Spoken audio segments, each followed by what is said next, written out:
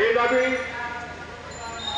নোয়াখালী তথা কোম্পানিগঞ্জ 10 লক্ষ মানুষের প্রাণের দাবি। আমাদের একটাই দাবি, আমাদের কোম্পানিগঞ্জ দক্ষিণাঞ্চল 4টা ইউনিয়নকে বন্যা কবলিত এবং ভাঙন রোড থেকে বাঁচানোর জন্য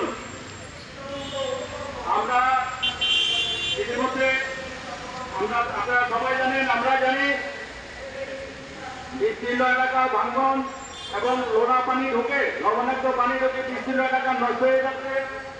মানুষের ইতিমধ্যে 2000-এর উপরে মানুষ বাড়িঘর ভেঙে মানুষ ঘর ফেলা হয়ে গেছেন। গত 15 দিন আগেও যারা 3 থেকে 4টা ফ্যামিলি 5টা ফ্যামিলি করে আশ্রয় নিয়েছেন, আজকে তারা বলতে তাদের থাকার জায়গা নেই।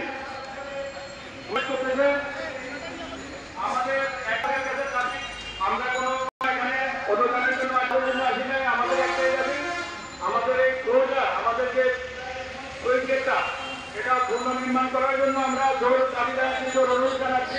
আপনাদের মাধ্যমে আপনারা সুন্দরভাবে এগুলো উপস্থাপন করেন।